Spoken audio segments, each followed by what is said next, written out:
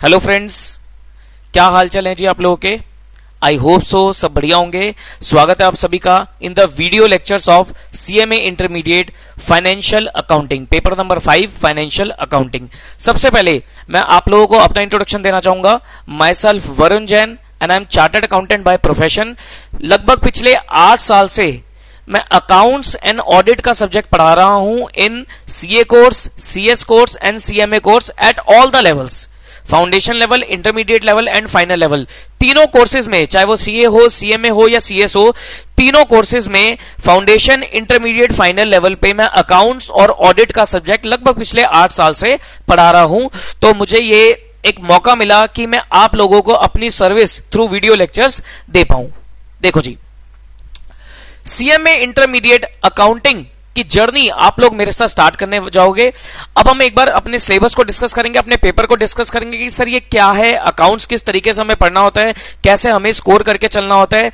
एक चीज मैं आपको बता दूं, अगर आपको सीएमए में इंटरमीडिएट लेवल पे रैंक लेके आनी है, if you want to get rank in your CMA intermediate, तो आपको अकाउंट्स के पेपर में सबसे ज्यादा स्कोर करके चलना पड़ेगा, क्योंकि सर अकाउंट्स सबसे ज्यादा स्कोरिंग पेपर होता है।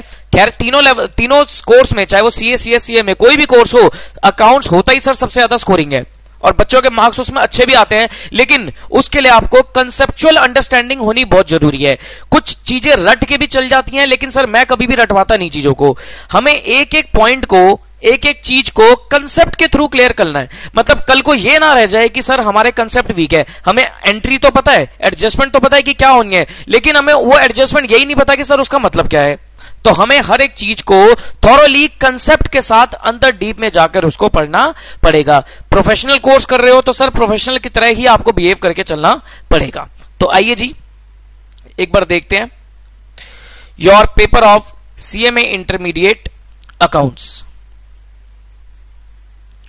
देखो जी, सीएमए इंटर अकाउंट्स, अगर मैं सीएमए इंटरमीडिएट के अकाउंट्स की बात करूं तो सर ये 2 पेपर्स में डिवाइडेड है।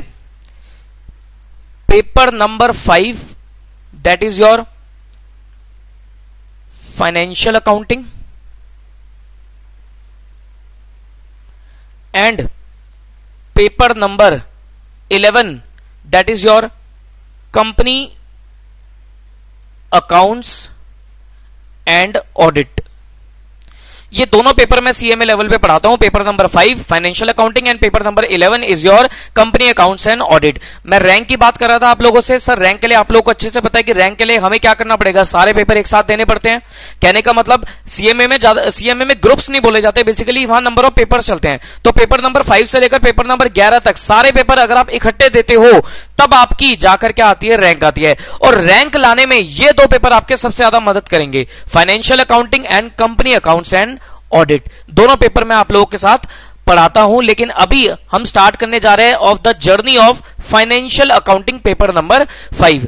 देखो एक चीज ध्यान रखना, सीएमए का जो कोर्स होता है, कॉस्ट एंड मैनेजमेंट अकाउंटेंट का जो कोर्स होता है, सीएमए का जो कोर्स होता है, वो बेसिकली किस चीज पे ज्यादा फोकस करता है? वो फोकस करता है सर कॉस्ट अकाउंटिंग और मैनेजमेंट अकाउंटिंग पे। कॉस्ट अकाउंटिंग थोड़ा बहुत आपने फाउंडेशन लेवल पे कॉस्ट अकाउंटिंग का अकाउंट्स के साथ, फंडामेंटल ऑफ अकाउंटिंग के साथ आपने कॉस्ट अकाउंटिंग भी थोड़ा बहुत पढ़ा होगा। तो सर कॉस्ट अकाउंटिंग और मैनेजमेंट अकाउंटिंग ये दोनों एरिया सीएमए के सबसे ज्यादा यूज होते हैं। अगर कल को आप सीएमए बनके कोई प्रैक्टिस करना चाहते हो अपनी, तो सर कॉस्ट अकाउंटिंग का एरिया, कॉस्ट ऑडिट का एरिया, मैनेजमेंट अकाउंटिंग का एरिया, ये एरिया आपको ज्यादा काम करने को मिलेगा। लेकिन ज्यादातर सर सीएमए का जो बच्चा होता है वो जॉब्स में जाता है, प्रैक्टिस में नहीं जाते। प्रैक्टिस में ज्यादातर सीएस वगैरह जाते हैं, कंपनी सेक्रेटरी वगैरह जाते हैं, लेकिन सीएमए का स्टूडेंट जो होता है वो जॉब की तरफ ज्यादा जाता है, क्योंकि सर सीएमए की जॉब अपॉर्चुनिटीज ज्यादा अच्छी हैं। सीएमए को इजीली पीएसयूज में जॉब मिल जाती है, पब्लिक सेक्टर अंडरटेकिंग्स जो होती हैं, वहां पर सीए से ज्यादा सीएमए को प्रेफर किया जाता है। तो सीएमए के लिए जॉब अपॉर्चुनिटीज अच्छी है। लेकिन सर जब आप जॉब में जाओगे ना, तो आपको कोई ये नहीं है स्पेसिफिक कि आपको कॉस्ट अकाउंटिंग का ही एरिया दिया जा रहा है, मैनेजमेंट अकाउंटिंग का ही एरिया दिया जा रहा है। सर आपको जॉब पे रख लिया ना, आपको हर तरीके का एरिया दिया जाएगा। आपको फाइनेंशियल अकाउंटिंग का भी एरिया दिया जा सकता है, आपको ऑडिट का भी एरिया दिया जा सकता है, आपको फाइनेंशियल मैनेजमेंट का भी एरिया दिया जा सकता है, आपको कॉर्पोरेट लॉस का भी एरिया दिया जा सकता है। तो सर जो भी एरिया दिया जा रहा है वो एरिया में आपको मास्टरी करनी पड़ेगी। इसलिए आपके सीएमए के कोर्स में हर चीज हर चीज पूरी तरीके से कंप्लीट तरीके से होती है। बाकी अगर मैं अदर कोर्स की बात करूं, जैसे सीए कोर्स की बात करूं, वहां पर अकाउंट्स, ऑडिट और टैक्स को ज्यादा पढ़ाया जाता है, बाकी लॉज और कॉस्ट अकाउंटिंग इतने ज्यादा लेवल पे नहीं होती। अगर मैं कंपनी सेक्रेटरी कोर्स की बात करूं तो सर उनका स्पेसिफिक एरिया रहता है कॉर्पोरेट लॉस का या बिजनेस लॉस का, तो वो लॉस वगैरह का एरिया ज्यादा पढ़ाया जाता है। लेकिन सर सीएमए का जो पैकेज होता है वहां पर accounts, audit, law, cost, tax सब कुछ बराबर लेवल का पढ़ाया जाता है, क्योंकि सर सीएमए में जॉब अपॉर्चुनिटीज ज्यादा हैं और जॉब मिलने के बाद हमें कोई भी एरिया काम करने को मिल सकता है, आप मना नहीं कर सकते। पॉइंट समझ में आया? फर्दर अगर सर हम सीएमए बन के प्रैक्टिस करना चाहते हैं तो सर कर सकते हो कॉस्ट अकाउंटिंग के एरिया में या मैनेजमेंट अकाउंटिंग के एरिया में। वहां पर भी सर कॉस्ट अकाउंटिंग पकड़ लो या मैनेजमेंट अकाउंटिंग पढ़ लो, दोनों सर अकाउंटिंग से ही निकली हुई है। कॉस्ट अकाउंटिंग हो या मैनेजमेंट अकाउंटिंग हो, दोनों अकाउंटिंग से निकली हुई है। कॉस्ट अकाउंटिंग में आप क्या सीखते हो? सर कॉस्ट अकाउंटिंग में हम सीखते हैं कॉस्ट पर यूनिट कैसे निकालें, क्योंकि सर कॉस्ट पर यूनिट निकालोगे तभी आप सेलिंग प्राइस डिसाइड कर पाओगे। तो कॉस्ट पर यूनिट निकालने के लिए आपको अलग अलग खर्चे चाहिए, और खर्चे कहां से पता लगेंगे? सर जब आपके पास थोड़ी अकाउंट्स की नॉलेज होगी। मैनेजमेंट अकाउंटिंग का जो एरिया रहता है वो रहता है सर डिसीजन मेकिंग का, कि सर मैनेजमेंट वेरियस ऑल्टरनेटिव्स में कैसे डिसीजन ले, वहां पर भी सर अकाउंटिंग प्रिंसिपल्स को यूज कर लिया जाता है। तो इसलिए हमें अकाउंट्स का एरिया बहुत अच्छे से करके चलना पड़ता है। फाइनेंशियल अकाउंटिंग हो, कंपनी अकाउंट्स हो या कंपनी ऑडिट हो, तीनों एरियाज आपको अच्छे से कवर करके चलने हैं। मेरे साथ जुड़ोगे सर, दोनों एरिया में फाइनेंशियल अकाउंटिंग और company accounts on audit perfect बना के निकलवा दूंगा, परफेक्ट बना के निकलवा दूंगा। सर एग्जाम तो हमें क्लियर करना ही करना है, लेकिन साथ में हमें नॉलेज भी लेनी है कि कोई भी चीज अगर हम पढ़ रहे हैं तो हम उसकी परफेक्ट नॉलेज लेके निकले। प्रोफेशनल कोर्स कर रहे हो, सिर्फ एग्जाम पास होने के लिए पढ़ाई मत किया करो। मैं आपको पहले बता रहा हूं सर, एग्जाम पास होने के लिए पढ़ाई नहीं होती। पढ़ाई हमेशा प्रोफेशनल लेवल पे पढ़ाई हमेशा सर नॉलेज गेन करने के लिए होती है। बाकी एग्जाम को नेग्लेक्ट नहीं करना है, एग्जाम तो है ही है सर, वो तो पास करने ही करने हैं, लेकिन साथ में आपको नॉलेज भी लेकर निकलना है, ताकि मार्केट में आप जाओ तो सर आपकी अलग से पहचान बन जाए कि हां ये बंदा है, इसको इस एरिया की अच्छी नॉलेज है। आजकल एक्सपर्टीज का जमाना है। फॉर एग्जांपल मैंने अपना एक्सपर्ट एरिया क्या बना रखा है सर? अकाउंट्स और ऑडिट। अकाउंट्स और ऑडिट में कुछ भी पूछ लो मैं अच्छे से बता दूंगा। अगर मेरे से कोई कंपनी लॉ पूछ ले तो शायद मैं अटक जाऊं, कोई मेरे से सर टैक्सेशन पूछ ले शायद मैं अटक जाऊं। हालांकि मैं अटकूंगा नहीं, क्योंकि साथ साथ मैं थोड़ी बहुत अपनी प्रैक्टिस भी करके चलता हूं, टैक्स और लीगल एरियाज की भाई जनरल प्रैक्टिस मैंने चला रखी है, तो प्रैक्टिस भी करता हूं।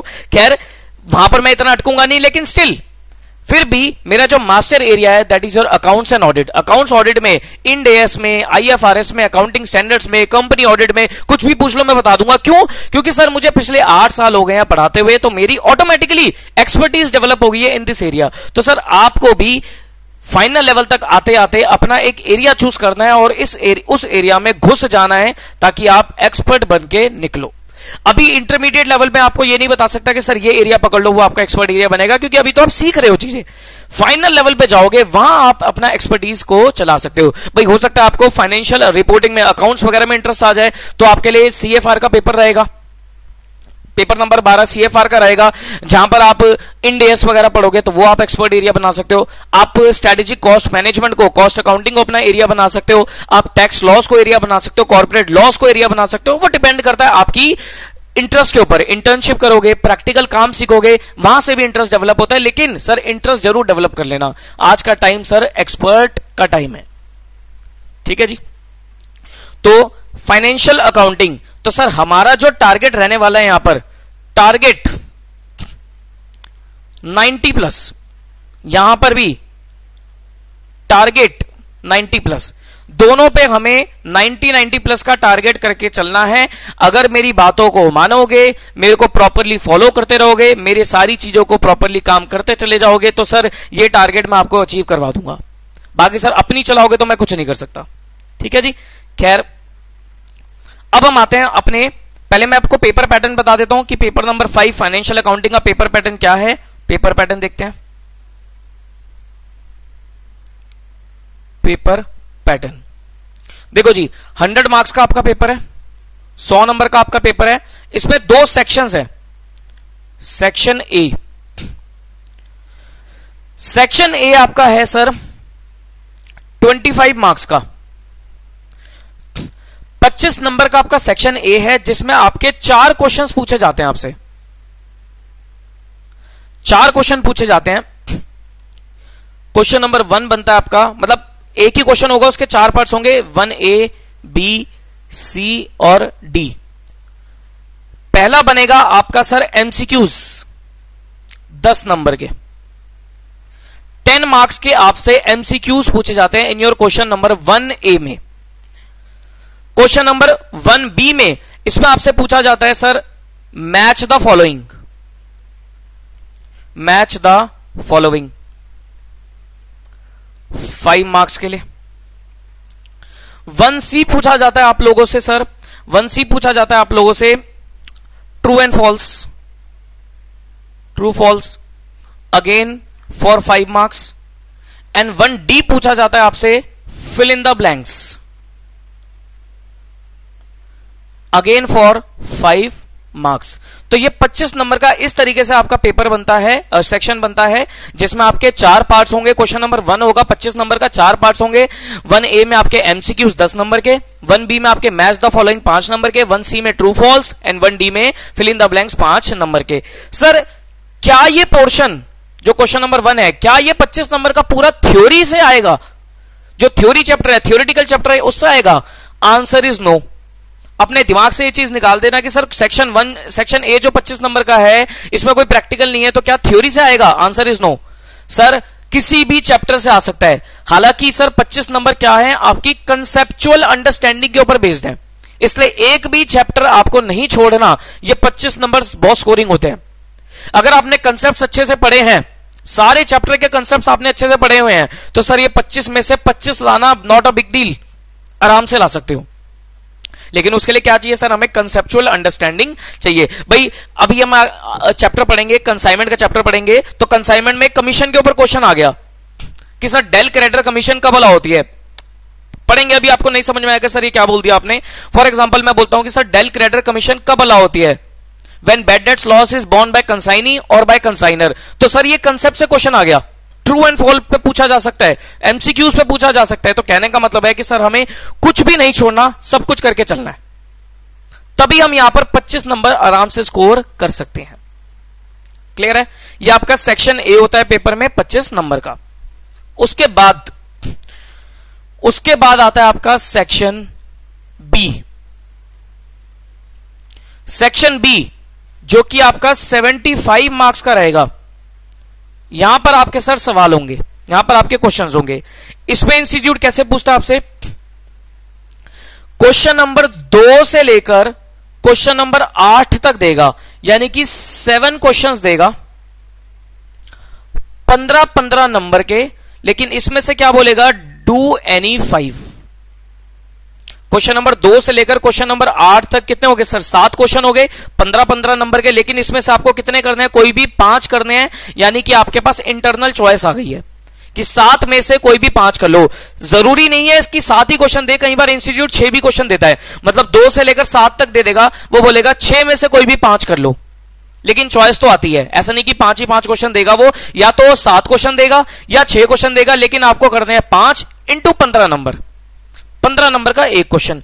सर क्या फुल फ्लैच 15 नंबर का क्वेश्चन है? सर डिपेंड करता है। कई बार इंस्टीट्यूट ये 15 नंबर को कैसे कैसे डिवाइड करता है, वो एक सिंगल क्वेश्चन 15 नंबर का पूछ लेता है, कई बार 2 क्वेश्चन पूछ लेता है, एक 7 नंबर का, एक 8 नंबर का, कई बार 3 क्वेश्चन पूछ लेता है, एक 6 नंबर का, एक 5 नंबर का, एक 4 नंबर का, और कई बार 2 क्वेश्चन ऐसे भी पूछ लेता है, एक 10 नंबर का, एक 5 नंबर का। वो डिपेंड करता है। जैसे फाइनल अकाउंट्स का चैप्टर है या सिंगल एंट्री का चैप्टर है, तो वहां से सर 15-15 नंबर के भी क्वेश्चन आए हैं। पार्टनरशिप का चैप्टर है, 15-15 नंबर के भी क्वेश्चन आए हैं। कुछ छोटे छोटे चैप्टर भी है, कंसाइनमेंट है, तो वहां से 7-8 नंबर का क्वेश्चन आया है, 10 नंबर का क्वेश्चन आया है। डेप्रीसिएशन का चैप्टर है, बीआरएस का चैप्टर है, सर छोटे छोटे क्वेश्चन भी आ रखे हैं।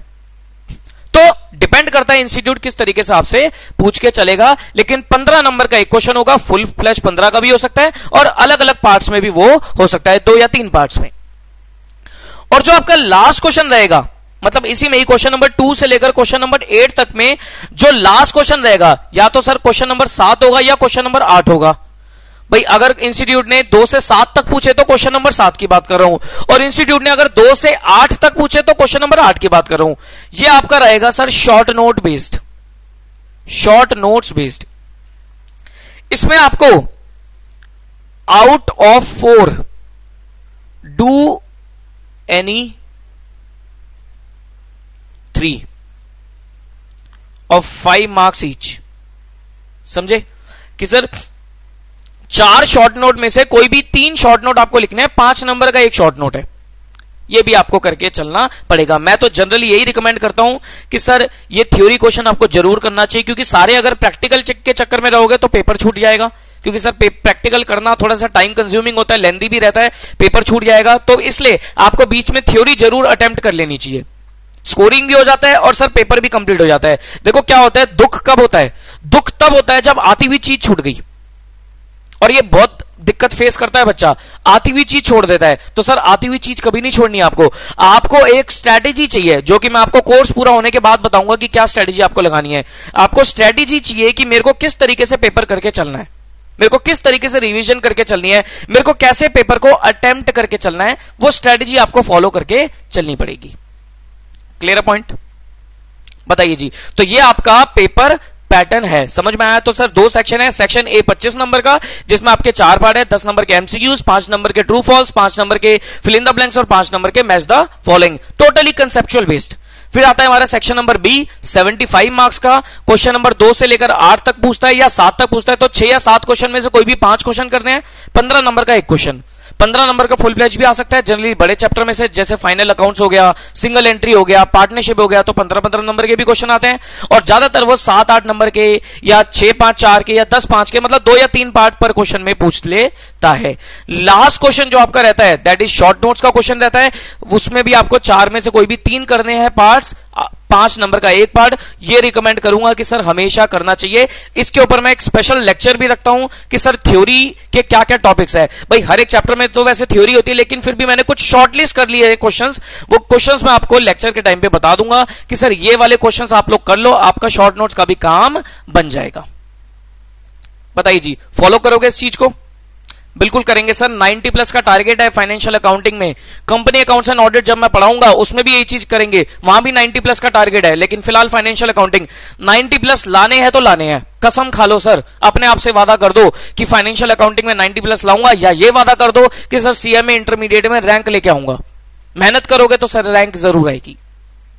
ठीक है जी, चलो जी, ये हो गया हमारा पेपर पैटर्न। अब मैं आपको बताता हूं सिलेबस के बारे में कि सर आपका क्या क्या कोर्स कंटेंट है, क्या क्या आपका कोर्स कंटेंट है।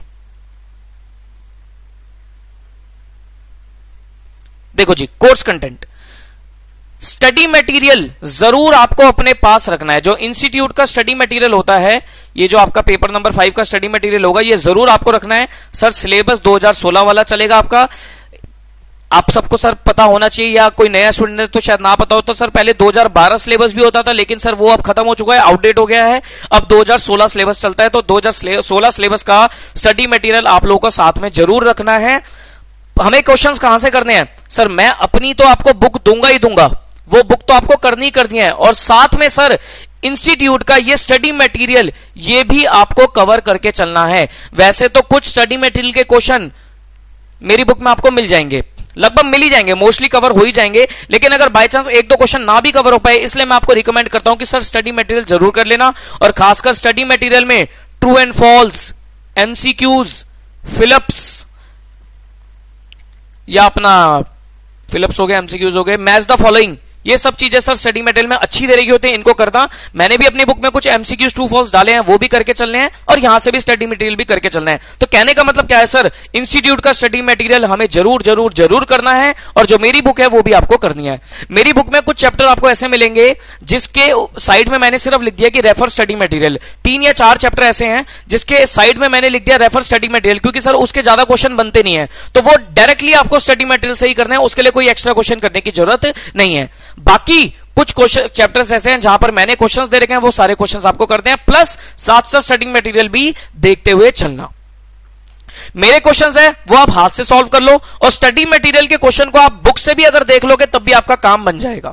भाई क्वेश्चन देख लिया, सॉल्यूशन देख लिया, मतलब मेरे कंसेप्ट को रिकॉल करो, सॉल्व करना है तो सॉल्व कर लो, नहीं तो मेरे कंसेप्ट को रिकॉल करो, आपका वो क्वेश्चन बनने लग जाएगा।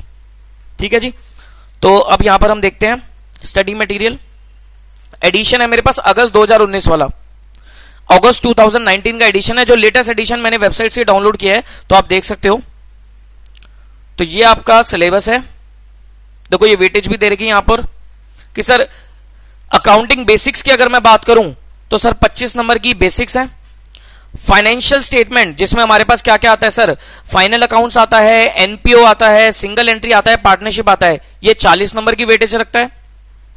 उसके बाद ये छोटे छोटे topics self balancing, royalty, hire purchase, branch, departmental 20 number की वेटेज रखता है। और सर ये कंप्यूटराइज एनवायरमेंट और अकाउंटिंग स्टैंडर्ड, कुछ अकाउंटिंग स्टैंडर्ड्स में हमें पढ़ना है, ये 15 नंबर की वेटेज करके चलते हैं, तो वो भी हम देख लेंगे किस तरीके से करना है। देखो सीएमए लेवल पे सर, इंटरमीडिएट लेवल पे आपको पेपर प्रिडिक्ट करना थोड़ा सा आसान हो जाता है, क्योंकि सर हमें पता होता है कि एक सेट पैटर्न है, वो मैं आपको अभी नहीं बता सकता, वो आपका कोर्स कंप्लीट होने के लास्ट लेक्चर में आपको बताऊंगा कि सर कौन से चैप्टर पहले पढ़ लो, कौन से चैप्टर को बाद में कर सकते हो और कौन से चैप्टर को थोड़ा लाइट मोड पे करके चल सकते हो। लेकिन पहले अगर मैंने अभी आपको बता दिया तो हो सकता है सर आप सेलेक्टिव स्टडी करने लग जाओ। अभी नहीं बताऊंगा मैं आपको, बिल्कुल भी नहीं बताऊंगा। मैंने क्या बोला है कि सर एक बार नॉलेज के लिए सब चीजें पढ़नी है। काम आती है सर चीजें, काम आती है, एंड में बता दूंगा कि रिवीजन किस तरीके से करनी है, फिर हम एग्जामिनेशन अप्रोच को फॉलो करेंगे। आओ जी, तो ये आपके चैप्टर्स हैं। Study note number 1 that is your fundamentals of accounting, यानी कि इन दोनों, ये दोनों स्टडी नोट की वेटेज कितनी है, 25 नंबर की। इसमें क्या क्या आपके पास, कुछ बेसिक अकाउंटिंग है, generally accepted accounting principle, accounting concepts and convention, capital and revenue transaction, ये सारा थ्योरी है, ये कोर थ्योरी है। बड़ी इंटरेस्टिंग थ्योरी है, पर ऐसा नहीं कि सर थ्योरी रट्टे मारने वाली है, समझने वाली थ्योरी है। यहां से सर एमसीक्यूज बनता है, फिलअप्स बनते हैं, ट्रू फॉल्स बनते हैं, तो इसको भी हम करेंगे। डेप्रिसिएशन का चैप्टर है, बचपन में पढ़ा होगा, अब फिर दोबारा पढ़ेंगे। रेक्टिफिकेशन ऑफ एरर्स का चैप्टर है सर, मोस्ट इंपॉर्टेंट चैप्टर है, मोस्ट इंपॉर्टेंट चैप्टर होता है, क्योंकि सर रेक्टिफिकेशन ऑफ एरर्स, गलतियां ढूंढना और उसे रेक्टिफाई करना, ये रेक्टिफिकेशन की एडजस्टमेंट हर चैप्टर में आपको मिलती है। आप फाइनल अकाउंट्स उठा लो, भर भर के रेक्टिफिकेशन मिलेगा, पार्टनरशिप उठा लो मिलेगा रेक्टिफिकेशन, सिंगल एंट्री उठा लो मिलेगा रेक्टिफिकेशन। तो सर रेक्टिफिकेशन की एडजस्टमेंट आपको हर जगह मिलेगी। उसके बाद स्पेशल ट्रांजैक्शन में मैंने क्या बताया था आपको, एक मिनट, मैं ये कह रहा था कि हाँ, स्टडी नोट नंबर 1 और 2 ये दोनों मिला के 25 नंबर के हैं। जैसे स्टडी नोट नंबर 2 में आपके पास बिल्स ऑफ एक्सचेंज है, कंसाइनमेंट अकाउंटिंग है, जॉइंट वेंचर्स है और इंश्योरेंस क्लेम है। तो सर ये दोनों मिला के आपके 25 नंबर के चैप्टर्स बनते हैं। फिर स्टडी नोट नंबर 3, 4 और 5 और 6, यानी कि ये 3 से लेकर 6 तक, ये मिलाकर आपके 40 नंबर की वेटेज रखते हैं, 40 नंबर की वेटेज रखते हैं। लेकिन इसमें सर चैप्टर्स काफी हैं, जैसे ये तो आपका पूरा का पूरा फाइनल अकाउंट्स हो गया और प्रॉफिट ओरिएंटेड ऑर्गेनाइजेशन। यहां पर सोल प्रोप्राइटर, किसी सोल प्रोप्राइटर के हम फाइनल अकाउंट सीखेंगे। एनपीओ हो गया, एनपीओ का चैप्टर आएगा आपका। इनकम्प्लीट रिकॉर्ड्स, इसको हम सिंगल एंट्री भी बोलते हैं, इनकम्प्लीट रिकॉर्ड्स कह लो या सिंगल एंट्री कह लो, ये चैप्टर आएगा आपका। और फिर पार्टनरशिप आएगा, और पार्टनरशिप में भी सर सारी चीजें हैं डिटेल्ड में। मैंने पार्टनरशिप को 2 पार्ट्स में डिवाइड किया होता है। यहां तक की पार्टनरशिप को, एडमिशन, रिटायरमेंट, डेथ तक की पार्टनरशिप को मैं बोलता हूं पार्टनरशिप पार्ट 1, और इसके बाद जो पार्टनरशिप शुरू होती है, जहां डिसोल्यूशन से लेकर सर अमेलगमेशन तक जो पार्टनरशिप चलती है, इसको मैं बोलता हूं पार्टनरशिप पार्ट 2, ये आपको मिलेगी। उसके बाद हमारे ये टॉपिक्स बचते हैं सेल्फ बैलेंसिंग, ये स्कोरिंग है sir, self balancing ledger, royalties, hire purchase और ब्रांच, ये सारे मिलाकर छोटे छोटे मिलाकर ये 20 नंबर की वेटेज रखते हैं। इसमें आपके पास सेल्फ बैलेंसिंग लेजर हो गया, रॉयल्टीज हो गया, हायर परचेज हो गया, ब्रांच एंड डिपार्टमेंटल अकाउंट्स हो गया, ये सब मिला के आपके पास 20 नंबर तक की वेटेज करके चलते हैं। और last is your computerised accounting system and accounting standard, ये मिला के आपकी 15 नंबर की वेटेज करते हैं, जिसमें आपके पास कंप्यूटराइज्ड अकाउंटिंग सिस्टम हो गया और कुछ अकाउंटिंग स्टैंडर्ड है, जैसे AS1 है, AS2 है, AS7, 9 और 10 और इंड एस के बारे में थोड़ा बहुत, ये सब चीजें मिला के आपकी 15 नंबर की वेटेज रखते हैं। क्लियर है पॉइंट? बोलो जी, क्लियर है पॉइंट? ये तो सर इंस्टीट्यूट का स्टडी मटेरियल है, जो कि हमें साथ साथ कवर करना ही करना है। घर पे आप लोग स्टडी मटेरियल के क्वेश्चन करोगे, मैं यहां पर आपको कंसेप्ट लिखवाऊंगा, नोट्स लिखवाऊंगा, एडजस्टमेंट समझाऊंगा और अपनी बुक के क्वेश्चंस कराऊंगा। स्टडी मटेरियल साथ साथ घर पे करोगे। ध्यान रखना सर, मैं क्या कह रहा हूं, साथ साथ, मतलब जब आपने एक चैप्टर कंप्लीट किया तुरंत ही उसका स्टडी मटेरियल से क्वेश्चंस कर दो। अगर डेफर करोगे ना सर, ये रह जाएगा आपका। अगर आपने स्टडी मटेरियल को कर दिया डेफर तो रह जाएगा, और एक बार अगर ये रह गया तो सर दोबारा आप इसमें आ ही नहीं पाओगे। टाइम नहीं होता ना सर, टाइम की भी लिमिटेशन है। तो चैप्टर कंप्लीट किया, फॉर एग्जांपल मैंने आपको डेप्रिसिएशन का चैप्टर कराया, आपने वो चैप्टर कंप्लीट किया, तुरंत ही मेरी बुक करने के बाद तुरंत ही आप स्टडी मटेरियल के क्वेश्चंस को कर दो, डिले मत करो, ठीक है। तो ये चीजें हमें करके चलनी है। ये हमारे इंस्टीट्यूट का मटेरियल है जो कि साथ में रखोगे। और अब मैं आपको दिखाता हूं जो मेरी खुद की किताब है,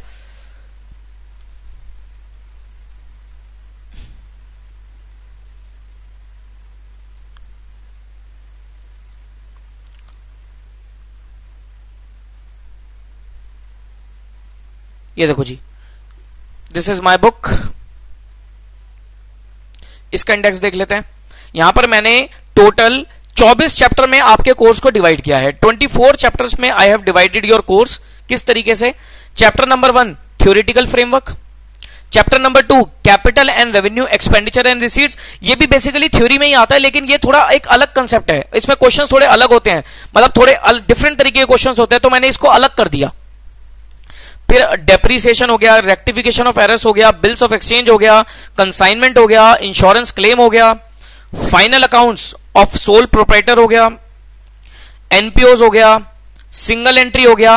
देखो जी, पार्टनरशिप 1 हो गया, पार्टनरशिप 1 में till death, admission, retirement, death, और उसके बाद dissolution, insolvency, amalgamation of firm, sale of firm, ये सब पार्टनरशिप नंबर 2 में आता है। जरूरी नहीं है कि मैं पार्टनरशिप 1 के बाद सीधा पार्टनरशिप 2 कराऊं, ऐसा भी हो सकता है कि मैं पार्टनरशिप 1 कराने के बाद आपको कुछ और चैप्टर कराऊं और फिर दोबारा पार्टनरशिप नंबर 2 पे आऊं, क्योंकि सर पार्टनरशिप 2 और 1 ये इनका आपस में कोई लेना देना नहीं है। 1 डेथ तक है, 1 में पूरे टॉपिक्स आपस में कनेक्टेड होते हैं, लेकिन सर 2 थोड़ा डिफरेंट तरीके की पार्टनरशिप है, डिसोल्यूशन से थोड़ी डिफरेंट तरीके की पार्टनरशिप शुरू होती है, इसलिए वो जरूरी नहीं है साथ साथ हो, वो अलग अलग तरीके से भी करवा सकता हूं। फिर अपना हायर परचेज हो गया, ब्रांच अकाउंटिंग हो गया, डिपार्टमेंटल हो गया, ये कुछ हमारे अकाउंटिंग स्टैंडर्ड हो गए लाइक AS 1, 2, 7, 9, 10, ये अकाउंटिंग स्टैंडर्ड्स हो गए। अब ये 4 चैप्टर हैं, 1, 2, 3, 4, ये 4 चैप्टर, इसके लिए आपको अपना स्टडी मटेरियल रेफर करना है, जो इंस्टीट्यूट का स्टडी मटेरियल है वो रेफर करना है। यहां पर मैंने उसके क्वेश्चंस नहीं डाले, रीजन बीइंग कि सर इनमें ज्यादा क्वेश्चंस नहीं है, तो सर कॉपी पेस्ट करने वाली बात थी, तो इसलिए मेरे को ज्यादा डालने की जरूरत नहीं पड़ी, क्योंकि ये जो चैप्टर्स हैं, ये देखो इसका क्या लॉजिक है, ये जो चैप्टर्स है ना, ये किसी भी कोर्स में नहीं है, ये सिर्फ सीएमए कोर्स में है, तो सर मैं वहीं से एक क्वेश्चन उठाता हूं, यहां पर कॉपी करता हूं, कोई भी बेनिफिट नहीं है। लेकिन बाकी सारे जो चैप्टर्स हैं वो अदर कोर्सेज में भी हैं, तो इसलिए मैंने मिक्स करके क्वेश्चंस डाले हैं। कुछ आपको सीए के भी क्वेश्चंस दिखेंगे बीच में, कुछ सीएस के भी क्वेश्चंस दिखेंगे बीच में, लेकिन सर इंस्टीट्यूट तो कहीं से भी पूछ सकता है ना। आपको अगर किसी चीज में परफेक्ट बनना है तो आपको चारों दिशाओं में चीजें कवर करके चलनी पड़ेगी। यहां से भी पूछे, यहां से भी पूछे। एक होता है ना कि सर जो युद्ध में खड़ा होता है तो वो भाले लेके खड़ा होता है, समझते हो, महाभारत देखी होगी, भाले लेके खड़ा होता है कि सर तीर चाहे यहां से आ जाए, तीर चाहे वहां से आ जाए, तीर चाहे पीछे से आ जाए, हम हर चीज के लिए रेडी हैं। ऐसा बना के छोड़ूंगा मैं आपको, इस तरीके से मैं आपको बना के छोड़ूंगा कि सर तीर कहीं से भी आ जाए, इधर से आ जाए, इधर से आ जाए, ऊपर से आ जाए, पीछे से आ जाए, हम हर चीज के लिए रेडी हैं। ठीक है जी। और ये जो 4 चैप्टर है, यहां पर सर ये तीर ही नहीं मार पाएंगे ये जो 4 चैप्टर है ये तीर नहीं मार पाएंगे, इसलिए सर यहां पर हम सीधे भी खड़े हो जाए तब भी हमारा कोई बाल भी बांका नहीं कर सकता। ठीक है। तो ये चैप्टर कौन से हमारे, जैसे ज्वाइंट वेंचर अकाउंटिंग हो गया, सेल्फ बैलेंसिंग लेजर हो गया, रॉयल्टीज हो गया, या कंप्यूटराइज्ड अकाउंटिंग सिस्टम हो गया। इन चारों चैप्टर के लिए आपको अपने स्टडी मटेरियल के क्वेश्चंस कर लो, मोर देन इनफ। और उसके बाद कुछ थ्योरी क्वेश्चंस होंगे जो शॉर्ट नोट के लिए चलेंगे, थ्योरी नोट्स होंगे, शॉर्ट नोट्स होंगे, वो मैं आपका एक स्पेशल लेक्चर लेकर वो क्वेश्चन की लिस्ट में आप लोगों को दे दूंगा। ठीक है जी। Clear point. सिलेबस क्लियर होता है? बताइए जी, सिलेबस क्लियर होता है? यस सर, सिलेबस क्लियर होता है। अब मुझे ये बताओ, एक क्वेश्चन है मेरा आपसे, why your subject has been named as financial accounting, कि सर आपके सब्जेक्ट का नाम फाइनेंशियल अकाउंटिंग क्यों रखा गया, कारण क्यों रखा गया। और एक सर हम पढ़ेंगे paper number 11 company accounts, sir accounts तो अकाउंट्स ही है ना, अकाउंट्स तो अकाउंट्स ही है। तो सर फाइनेंशियल अकाउंटिंग या कंपनी अकाउंट्स बोल दो या कॉर्पोरेट अकाउंटिंग बोल दो। कॉर्पोरेट अकाउंटिंग इसका थोड़ा एक एप्रोप्रिएट नाम रहता है जो जनरली बीकॉम वगैरह में यूज होता है, कॉर्पोरेट अकाउंटिंग। तो सर फाइनेंशियल अकाउंटिंग और कॉर्पोरेट अकाउंटिंग, अकाउंट्स तो अकाउंट्स ही है, तो नाम चेंज क्यों कर दिए गए? देखो इसका लॉजिक है, कॉर्पोरेट अकाउंटिंग की जब मैं बात करता हूं ना, तो सर ये अकाउंटिंग हो जाती है एक्सक्लूसिवली फॉर कंपनीज। ये अकाउंटिंग हो जाती है एक्सक्लूसिवली फॉर कंपनीज, कंपनीज के लिए अकाउंटिंग हो जाती है। अगर आप किसी कंपनी की, कंपनी समझते हो ना सब, प्राइवेट लिमिटेड हो या लिमिटेड हो, कंपनी अगर हो, कॉर्पोरेट एंटिटी हो, कंपनी हो, कंपनी की अगर आप अकाउंटिंग कर रहे हो, that is known as corporate accounting. लेकिन अदर देन अगर आप कंपनी की अकाउंटिंग कर रहे हो, अदर देन कंपनी की कोई भी एंटिटी है उसकी अकाउंटिंग कर रहे हो, तो वो कहलाती है हमारी फाइनेंशियल अकाउंटिंग। मतलब सर अदर देन कंपनी मतलब आप किसी सोल प्रोप्राइटर की अकाउंटिंग कर रहे हो, आप किसी पार्टनरशिप फर्म की अकाउंटिंग कर रहे हो, आप किसी सोसाइटी की अकाउंटिंग कर रहे हो, आप किसी ट्रस्ट की अकाउंटिंग कर रहे हो। सोसाइटी ट्रस्ट मतलब एनपीओज, जो चैप्टर हम पढ़ेंगे, NPO, sole proprietor, partnership firm, तो ये सब क्या कहलाती है हमारी फाइनेंशियल अकाउंटिंग। और अगर मैं बात करूं कि आप किसी कंपनी की अकाउंटिंग कर रहे हो, then it will be termed as company accounts या फिर कॉर्पोरेट अकाउंटिंग। पेपर नंबर 11 में हम कंपनी अकाउंट्स ही पढ़ेंगे, एक्सक्लूसिव हो जाएगा फिर वो कंपनी, वहां पर कोई बात नहीं करूंगा मैं सोल प्रोप्राइटर की, वहां पर सिर्फ और सिर्फ हम कंपनी के पॉइंट ऑफ व्यू से सोचेंगे। क्लियर है पॉइंट? इसलिए मैंने आपको क्या बोला था कि आपके कोर्स में फाइनल अकाउंट्स किसके हैं सर? सोल प्रोप्राइटर के हैं, और एनपीओ में एनपीओ के हैं।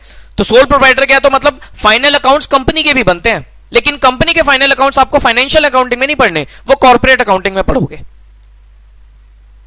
Clear point? क्लियर है point? Yes yes yes yes sir, clear है। तो ये हमारी कुछ बातें थी about my subject financial accounting.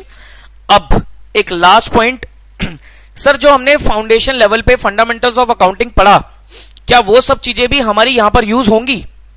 बिल्कुल यूज होंगी सर, वो तो बेसिक्स थे, तो बेसिक्स सारे यूज होंगे, बेसिक्स सारे यूज होंगे। सर हमारे तो बेसिक ज्यादा स्ट्रांग नहीं है, क्या हमें दिक्कत आएगी? अब कोई दिक्कत नहीं आएगी, कोई भी दिक्कत नहीं आएगी सर। हमने तो बस ये है फंडामेंटल ऑफ अकाउंटिंग्स बस पढ़ लिया, पास हो गए, पढ़ लिया, लेकिन हमारे बेसिक स्ट्रांग नहीं है, तो हमें दिक्कत आएगी? नहीं दिक्कत आएगी, यही मैं आपको बता रहा हूं। लेकिन मैं यहां पर आपको बेसिक्स नहीं कराने वाला, लेकिन स्टिल बेसिक्स साथ साथ बताता चलूंगा। कुछ चैप्टर्स, कुछ क्वेश्चंस ऐसे होंगे, कुछ एरियाज ऐसे होंगे जहां पर मुझे लगता है कि सर ये बेसिक बताने की जरूरत है, तो वहां पर मैं आपको बेसिक जरूर बताऊंगा। लेकिन आप सोचो कि सर मैं आपको जर्नल एंट्री करना सिखा दूं, लेजर अकाउंट बनाना सिखा दूं, ट्रायल बैलेंस बनाना सिखा दूं, सर वो नहीं मैं सिखा पाऊंगा। इतनी तो मैं उम्मीद रखूंगा सर आपसे कि आपको जर्नल एंट्री करनी आती है, आपको लेजर अकाउंट बनाना आता है, आपको ट्रायल बैलेंस समझना आता है, ये सब चीजें तो मैं उम्मीद रखूंगा।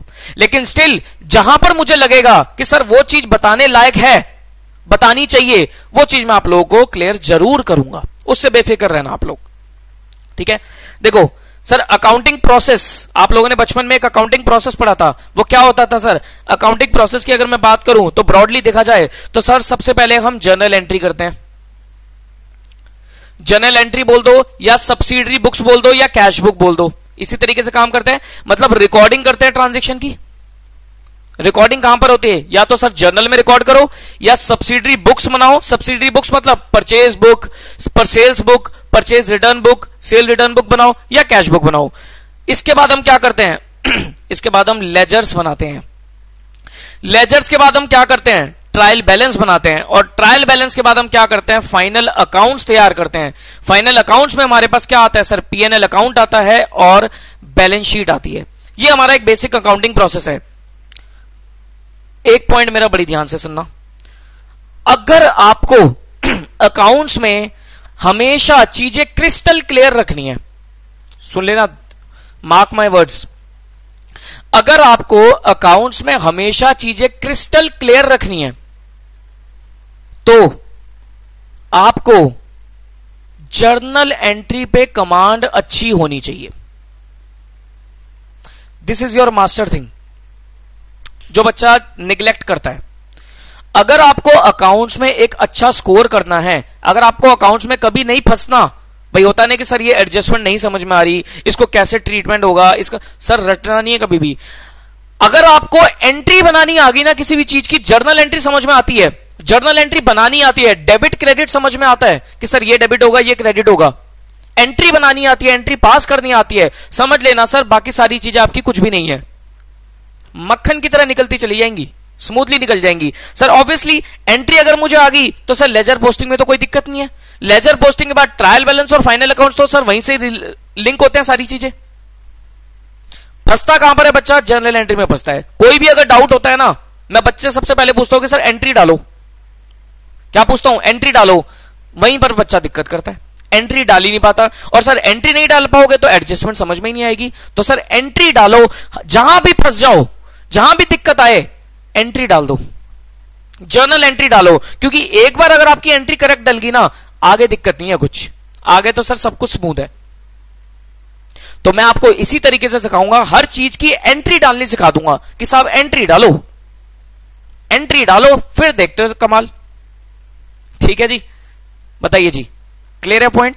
तो this is our introduction to the subject कि सर हमें किस तरीके से कवर करके चलना है, क्या टॉपिक्स हमें कवर करके चलते हैं, कवर करके चलने हैं, तो इस तरीके से हम अपना काम करके चलेंगे। अब मैं नेक्स्ट क्लास से, नेक्स्ट वीडियो से आपका एक चैप्टर स्टार्ट कराऊंगा, that is your consignment account. Consignment का चैप्टर शुरू करेंगे, तो फिर मैं आपको एक सीरीज दे दूंगा कि पहले कंसाइनमेंट करेंगे, फिर मैं आपको डेप्रीसिएशन कराऊंगा, पार्टनरशिप कराऊंगा, ऐसे ऐसे करके हम चैप्टर्स को कवर करेंगे। बिल्स ऑफ एक्सचेंज कराऊंगा शायद कंसाइनमेंट के बाद, तो वो कंसाइनमेंट का चैप्टर हम पहले करके चलते हैं। क्लियर है पॉइंट? बताइए जी। चलो एक काम करते हैं, कंसाइनमेंट की बजाय ना बिल्स ऑफ एक्सचेंज से शुरुआत करते हैं, क्योंकि कंसाइनमेंट में कुछ बिल्स ऑफ एक्सचेंज की चीजें यूज हो जाएंगी। तो पहले मैं आपको बिल्स ऑफ एक्सचेंज, जो बहुत बेसिक चैप्टर होता है, वो बिल्स ऑफ एक्सचेंज क्लियर करा के फिर कंसाइनमेंट में आएंगे। ठीक है, क्योंकि ये कंसाइनमेंट का चैप्टर काफी इंपॉर्टेंट रहता है, बिल्स ऑफ एक्सचेंज भी इंपॉर्टेंट रहता है, क्योंकि बिल्स ऑफ एक्सचेंज की कई सारी चीजें आगे यूज होती हैं। तो let us start with bills of exchange from the next video. ठीक है जी, चलिए फिर। हाँ जी, तो आई होप आपको सारी चीजें क्लियर हो गई होंगी। अगेन सर टारगेट रखना है 90 प्लस का, 90 प्लस मार्क्स लेके आने हैं, या फिर सीएमए इंटरमीडिएट में रैंक लेके आनी है। कोई भी दिक्कत परेशानी आए, कोई भी डाउट हो, तो सर ये मेरा फोन नंबर है, मैं आपको फोन नंबर दे देता हूं, 9717175748। आप लोग अपने डाउट्स को व्हाट्सएप कर सकते हो, कॉल कर सकते हो, कुछ भी कर सकते हो। जनरली सर थोड़ा बिजी शेड्यूल की वजह से मैं कॉल पिक नहीं करता, और अननोन नंबर होता है तो सर वैसे भी मैं कॉल काट देता हूं। तो आप एक बार व्हाट्सएप कर दो मुझे, पहले आप अपना नाम लिखकर हाई लिखकर, मतलब अपना नाम लिखकर हाई करो, और अपना लेवल बताओ कि सर मैं इस लेवल पे हूं, यहां से मैंने क्लासेस ले रखी हैं आपकी, तो मैं आपको जरूर उस पर डेफिनेटली रिस्पांस दूंगा। और फिर अगर व्हाट्सएप के बाद आपको लगता है कि सर मुझे एक बार कॉल पे बात करनी है आपसे, फिर मैं आपको एक सूटेबल टाइम दूंगा। सीधा कॉल करोगे तो सर मैं कॉल नहीं उठा पाऊंगा। पहले फोन पे मेरे को व्हाट्सएप करो, अपना नाम बताओ, अपना कोर्स बताओ, अपनी रेफरेंस बताओ कि सर कहां से आप क्लासेस ले रहे हो मेरी। उसके बाद मैं आपको एक सूटेबल टाइम दूंगा अगर कॉल की जरूरत पड़ेगी, नहीं तो व्हाट्सएप पे भी बच्चे सारे डाउट्स क्लियर कर लेते हैं। ठीक है जी, डाउट्स वगैरह होते हैं बीच में तो डाउट्स क्लियर कर लेते हैं, कोई दिक्कत वाली बात नहीं होती है। बीच में मुझे लगता है तो सर मैं चैप्टर वाइज कुछ लाइव सेशन भी कंडक्ट करता हूं, लाइव सेशन कर लेंगे, यूट्यूब लाइव कर लेंगे, या कुछ बच्चे कनेक्टेड है तो एक ग्रुप सा बनाकर जूम सेशन कर लेंगे, जैसा भी लगेगा मैं बीच में लाइव भी मिलता चला जाऊंगा। ठीक है जी, क्लियर है पॉइंट यहां तक का? तो सर व्हाट्सएप प्रेफर करना, कॉल मत करना, कॉल करोगे तो मैं फोन नहीं उठा पाऊंगा, व्हाट्सएप करना। और हाँ, थोड़ा पेशेंस भी रखनी है, ऐसा नहीं कि सर व्हाट्सएप कर दिया तो सर मैं तुरंत ही रिप्लाई दे दूंगा, नहीं सर, बिजी शेड्यूल रहता है तो तुरंत रिप्लाई देना पॉसिबल नहीं है, तो थोड़ा सा वेट आप लोगों को करना पड़ेगा। जनरली मैं रिप्लाई करता हूं, मैं आपको बता देता हूं, मेरे रिप्लाई के टाइमिंग रहते हैं रात को 8 से 9, 8 PM to 9 PM, इस टाइम पे मैं अपना व्हाट्सएप चेक करता हूं, या मॉर्निंग में 10 से 11, या कभी कभी ये 9 से 10 भी होता है, 9 से 10 भी होता है। ठीक है, तो ये 3 प्रेफर टाइम है, 8 से 9, 10 से 11 या 9 से 10। देखो इनमें ऊपर नीचे हो जाता है कभी कभी, 10 से 11 सुबह या 9 से 10 सुबह, वो ऊपर नीचे हो जाता है, लेकिन रात को 8 से 9 ये तो फिक्स्ड है, ये तो मैं व्हाट्सएप देखता ही देखता हूं। तो आप अपना डाउट लिख के छोड़ सकते हो, रिप्लाई आपको इन्हीं टाइम में मिलेगा, या आप इसी टाइम पे रिप्लाई मैसेज करना चाहो तो कर सकते हो, कोई दिक्कत वाली बात नहीं है। अच्छा स्क्रीन तो मैंने दिखाई ही नहीं, सॉरी, देखो जी, देखो। तो क्या बताया था मैंने, ये मेरा फोन नंबर है, these are my preferred times, कि इस टाइम पे मैं अवेलेबल रहता हूं, व्हाट्सएप पे अवेलेबल रहूंगा, व्हाट्सएप पहले करना, कॉल की जरूरत पड़ेगी तो मैं आपको सूटेबल टाइम दूंगा, उस टाइम पे कॉल पे बात भी कर लेंगे। ठीक है जी, तो इसे नोट कर लो। ठीक है, क्लियर। चलो, दो रजिस्टर आपको मेंटेन करने हैं, दो रजिस्टर आप लोगों को मेंटेन करने हैं। एक रजिस्टर तो आपका रहेगा क्लास नोट्स का, या जिसे आप कॉन्सेप्ट्स भी बोलोगे, कंसेप्ट रजिस्टर। इस क्लास नोट्स और कॉन्सेप्ट में क्या करना है आपको, क्लास नोट और कॉन्सेप्ट में जो जो पॉइंट्स, ध्यान से सुनना, ये बहुत इंपॉर्टेंट चीज है, जो जो पॉइंट्स मैं लिखवाऊंगा आपको, कंसेप्ट्स लिखवाऊंगा, वो करने हैं। और मैं जनरली कंसेप्ट के साथ साथ एग्जांपल्स भी देता हूं, वो सब चीजें आपको इस कंसेप्ट रजिस्टर में नोट करके चलनी है। और क्वेश्चंस के लिए आपका सेपरेट रजिस्टर होना चाहिए, मतलब एक रजिस्टर सिर्फ और सिर्फ क्वेश्चंस के लिए रहेगा, जहां पर आप सिर्फ और सिर्फ क्वेश्चंस करोगे, कोई कंसेप्ट नहीं लिखोगे। यहां पर क्वेश्चन की प्रैक्टिस करोगे। तो ये रजिस्टर नंबर 1 हो गया, ये रजिस्टर नंबर 2 हो गया। ये बहुत इंपॉर्टेंट चीज है सर, ये मैं इसलिए बनवाता हूं क्योंकि सर जब आपका एग्जाम होगा ना, एग्जाम टाइम पे आप इस रजिस्टर पे नहीं आ पाओगे, टाइम नहीं होता इतना। आपको ये रजिस्टर बहुत काम आएगा, क्योंकि एग्जाम से पहले सारे कंसेप्ट्स आपके रिवाइज हो जाने चाहिए। तो उस दिन पे आपका ये क्लास नोट्स और कॉन्सेप्ट का रजिस्टर काफी काम आएगा। ठीक है जी, तो क्लास नोट और कॉन्सेप्ट के रजिस्टर को सर सेपरेट रखना, थोड़ा सा प्रोफेशनल, वही मैं आपको बता रहा था कि सर प्रोफेशनल बन रहे हो तो प्रोफेशनल की तरह काम करो, ऑर्गेनाइज्ड मैनर में पढ़ाई करो। दो रजिस्टर साथ में रखो, साफ साफ हैंडराइटिंग रखो, ब्लैक और ब्लू दो कलर के पेन अपने पास रखो, पेंसिल अपने पास रखो, उस तरीके से आपको काम करके चलना है। नोट्स कॉन्सेप्ट में सिर्फ कॉन्सेप्ट होने चाहिए, या ज्यादा से ज्यादा मैं आपको एग्जांपल दूंगा वो एग्जांपल होना चाहिए, क्योंकि जो एग्जांपल होता है वो कॉन्सेप्ट बिल्डर होता है, कॉन्सेप्ट बिल्ड करने के लिए एग्जांपल दिया जाता है। और क्वेश्चंस, चाहे मैं क्वेश्चन करा रहा हूं कोई आपको, चाहे आप घर पे कर रहे हो, वो क्वेश्चन वाले रजिस्टर में होगा। क्लियर है पॉइंट, क्लियर है पॉइंट। चलो फिर कंटिन्यू करेंगे नेक्स्ट क्लास में। Till then take care of yourself, bye bye.